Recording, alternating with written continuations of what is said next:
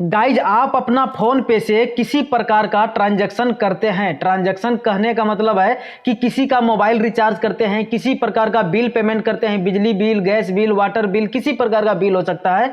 या फिर आप अपना फोन पे से किसी के बैंक अकाउंट नंबर के द्वारा पेमेंट करते हैं, या किसी के यूपीआई आईडी के द्वारा पेमेंट करते हैं, या फिर आप किसी दुकान में QR कोड के माध्यम से पेमेंट करते हैं। ऑल ओवर कहने का मतलब है किसी भी प्रकार का आप पेमेंट करते हैं, या फिर आपके फोन पे में किसी ने पेमेंट किया है, ठीक है। किसी भी प्रकार का लेन देन होता है आपके फोन पे से, तो आपके फोन पे के ट्रांजैक्शन हिस्ट्री में एक UTR नंबर देखने के लिए मिलता है। और गाइज, मैं बता दूं, UTR नंबर भले ही देखने में छोटा चीज है, लेकिन आप उसे इग्नोर करते हैं। हम लोग जानने का कोशिश नहीं करते हैं। ए भाई, UTR नंबर बहुत बड़ा खेल है, इसके अंदर बहुत बड़ा राज छिपा हुआ रहता है, बहुत पावरफुल चीज है UTR नंबर। अगर आप फोन पे चलाते हैं तो UTR नंबर को आपको जानना बहुत जरूरी है। होता क्या है कि अगर आप UTR नंबर नहीं जानते हैं तो अनजान रहते हैं, अपने आप में कमजोर रहते हैं। अगर आप UTR नंबर के बारे में बढ़िया से जान जाएंगे तो आप एक बहुत पावरफुल आदमी, अपने आप को फाइनेंशियली सेक्टर का समझना शुरू कर देंगे। ये UTR नंबर जो है सिर्फ फोन पे ऐप के अंदर काम नहीं देगा। अगर आप UTR नंबर को सीख जाएंगे तो किसी भी प्रकार का बैंक हो, NEFT, IMPS, RTGS, UPI, किसी भी प्रकार का लेन देन करते हैं तो आपको जो है अपने आप में एक कॉन्फिडेंट फील होगा, ठीक है। तो UTR नंबर को चलिए मैं आपको समझाता हूं, और इस वीडियो में जानेंगे कि UTR नंबर क्या है, कैसे काम करता है, UTR नंबर कौन बनाता है, क्या फायदा है, क्या नुकसान है, हर चीज बताएंगे। सुनिए, इस वीडियो के अंदर जो है आपको थोड़ा टाइम देना है, आपको एक एक चीज आपको UTR के बारे में बताएंगे, मजा आ जाएगा। आपने इसके पहले, मैं उम्मीद करता हूं कि कभी ऐसा जानकारी आपको नहीं मिला होगा पूरे YouTube में। चलिए मैं आपको समझाता हूं। UTR का पूरा नाम होता है unique transaction reference. Unique transaction reference. अब UTR नंबर कौन बनाता है, अब समझते हैं। जब हम लोग ट्रांजैक्शन किए अपना फोन पे ऐप के अंदर, तो होता क्या है कि किसी न किसी बैंक को यूज करते हैं। अगर हमको किसी को पेमेंट करना है तो हम लोग को क्या करना पड़ता है, एक UPI आईडी बनाना ही पड़ता है। और UPI आईडी के अंदर क्या रहता है, किसी न किसी प्रकार का बैंक हम लोग ऐड करके रखते हैं, जब भी तो पेमेंट कर पाते हैं या फिर किसी से पेमेंट ले पाते हैं। अब समझिएगा, जब हम लोग किसी को पेमेंट करते हैं तो जिस भी बैंक को यूज किए हैं फोन पे ऐप के अंदर, फोन पे चलाने के लिए, तो उस बैंक ने क्या करता है,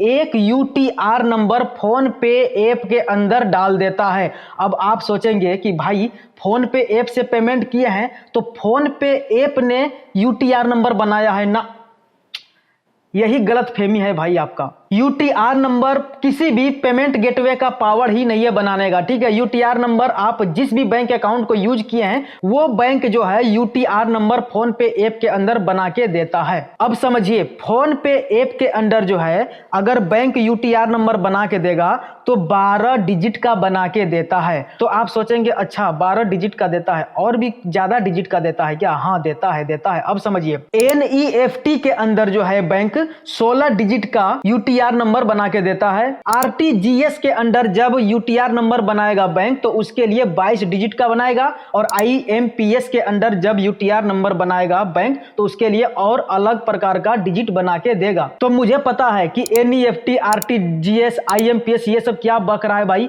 मुझे पता है आपको समझ में नहीं आया होगा, दिमाग से ऊपर गया होगा, समझने का कोशिश भी नहीं करना है, बस आपको UTR नंबर जो है फोन पे के लिए समझना है, ठीक है। तो UPI के लिए जब बनाता है, UPI यानी कि फोन पे ऐप के लिए जब बैंक UTR नंबर बनाएगा तो 12 नंबर का बनाएगा। अब देखिए, ये तो समझ गए कि UTR का पूरा नाम क्या है और कितना डिजिट का होता है फोन पे ऐप के लिए, इतना समझ में आ गया। अब सोचेंगे UTR का काम क्या है, UTR बना के देता क्यों है, अब समझना है, बिल्कुल ध्यान से सुनिए। मान के चलते हैं कि मुझे किसी को पेमेंट करना है 50,000 रुपया बैंक अकाउंट नंबर के द्वारा, ठीक है। अब होता क्या है, उस व्यक्ति का बैंक अकाउंट नंबर डालें अपना फोन पे ऐप के अंदर, लेकिन गलती से एक अंक दूसरा टाइप हो गया, दूसरा एक अंक दबा गया गलती से। जब एक अंक मिस्टेक हो जाएगा तो होगा क्या, पेमेंट तो होगा लेकिन दूसरे के अकाउंट में पैसा चला जाएगा। तो हुआ क्या, यहाँ पेमेंट सक्सेसफुल हो गया 50,000 रुपया। अब 50,000 रुपया जब पेमेंट हो गया तो फोन करके पूछे उस व्यक्ति से, तो बोला पैसा ही नहीं आया है, पैसा जाएगा कहां से। फिर से जब हिस्ट्री चेक करते हैं, कहते ओ माय गॉड, ये तो दूसरे अकाउंट में पैसा चला गया। अब क्या होगा, अब क्या होगा, इसका जिम्मेदार कौन होगा? क्या फोन पे ऐप जिम्मेदार होगा? क्या बैंक अकाउंट जिम्मेदार होगा? जिस बैंक अकाउंट के थ्रू हम लोग पेमेंट किए हैं, इसका जिम्मेदार कौन होगा? इसका रिस्पॉन्सिबिलिटी कौन लेगा? इसका जिम्मेदार खुद हम हैं। क्योंकि हमने पैसा पेमेंट किया है, भले गलत बैंक अकाउंट को चूज कर लिया है लेकिन गलती तो मेरी है ना। अब आप सोचेंगे अच्छा जब गलती हो गया तो इसका सॉल्यूशन कौन निकालेगा, फोन पे ऐप करेगा। आप फोन पे कस्टमर सपोर्ट टीम को कॉल करेंगे, वो किसी प्रकार का आपका हेल्प नहीं करेगा। फोन पे कस्टमर केयर आपका तभी हेल्प करेगा, सपोर्ट टीम तभी हेल्प करेगा जब आप किसी को पेमेंट किए हैं और आपके अकाउंट से पैसा कट गया और जहां पेमेंट किए हैं जिसके लिए वहां तक पैसा नहीं पहुंचा है, तब आपका जो है फोन पे ऐप सॉल्यूशन करेगा, ठीक है। लेकिन अब आप सोचेंगे अरे भैया अब तो 50,000 रुपया बर्बाद हो गया। हाँ बर्बाद हो गया, क्या रिकवर नहीं हो पाएगा? नहीं, रिकवर नहीं होगा। अरे भाई तब क्या होगा? देखिए भाई आपका पैसा जो है 50,000 रुपया बिल्कुल बर्बाद नहीं हुआ है। हुआ क्या, दूसरे अकाउंट में चला गया, वो आपको पैसा देगा, जरूर पैसा देगा। अगर आप प्रोसेस को जानेंगे, अगर प्रोसेस नहीं जानेंगे, यूटीआर को नहीं जानेंगे तो 1 रुपया भी आप नहीं निकाल पाएंगे और 50,000 रुपया अपने आप से हाथ धो बैठेंगे। अब समझिए 50,000 रुपया तो निकालना है, कैसे 50,000 रुपया निकालेंगे? आपको कुछ भी नहीं करना है, आपको अपना बैंक जाना है, जिस भी अकाउंट को यूज किए हैं पेमेंट करने के लिए, सीधा आपको अपना बैंक ब्रांच जाना है। चलिए मान के चलते हैं कि मेरा यूको बैंक है, ठीक है, तो मैं यूको बैंक का ब्रांच जाऊंगा और वहां मैनेजर से मिलूंगा और वहां मैनेजर को मैं अपना सारा बात बताऊंगा। तो मैनेजर बोलेगा जब आप पेमेंट कर रहे थे, पेमेंट किए हैं, तो आपको एक यूटीआर नंबर मिला होगा हमारे बैंक की तरफ से फोन पे ऐप के अंडर।